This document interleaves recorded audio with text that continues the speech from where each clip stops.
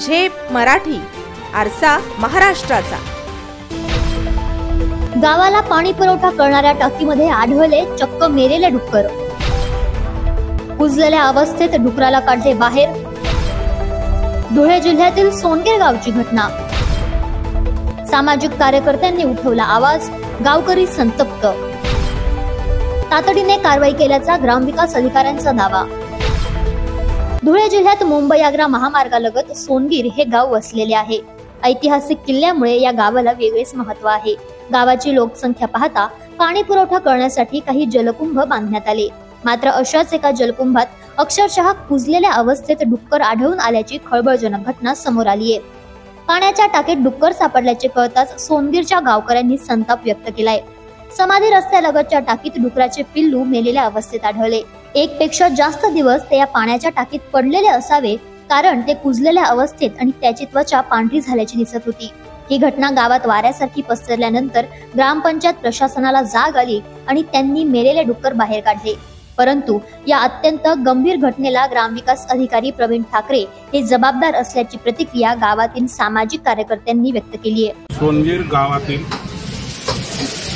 सोनगीर ग्रामपंचायतीचे ग्राम विकास अधिकारी प्रवीण ठाकरे यांच्या दुर्लक्षामुळे सोनगीर गावातील जुनी पाण्याची टाकी, या टाकीमध्ये पाण्यात वराह डुक्कर उर्फ डुक्कर हे बऱ्याच दिवसापासून पडलेले असताना लोकांना रोज दैनंदिन पाणी सोडत होते।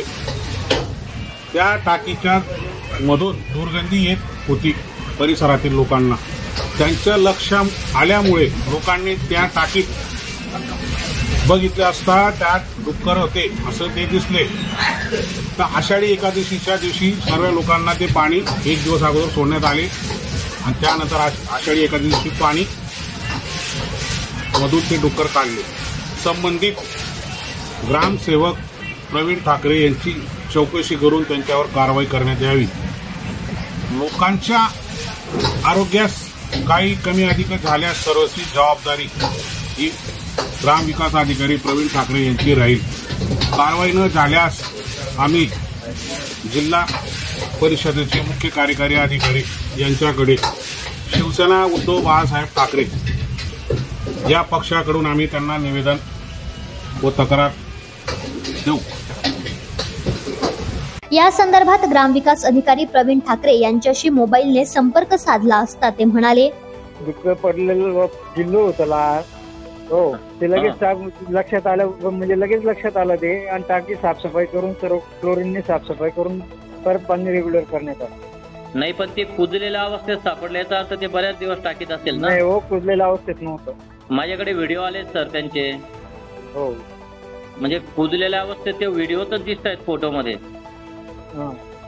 म्हणजे याचा अर्थ ते बरेच दिवस होतं, 4-8-10 दिवस किमान ते टाकीत असेल। 4-8 दिवसात जर किलो असं 4-8 दिवसात किती त्याचे सुद्धा तुकडे तुकडे झाले असते। नाही, मग तुम्हाला काय वाटतं की पडल्याबरोबर तुम्ही काढलंय?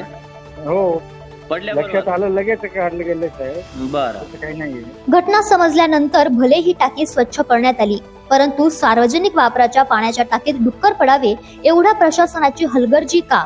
या विहिरीला बंदिस्त का करण्यात येत नाहीत? गावकऱ्यांच्या जीवाशी का खेळले जाते? असे अनेक प्रश्न या निमित्ताने उपस्थित होत आहे। अशाच वेगळ्या आणि ताज्या बातम्यांसाठी पाहत रहा झेप मराठी, आरसा महाराष्ट्राचा। संपादक प्राध्यापक अनिल चव्हाण, धुळे।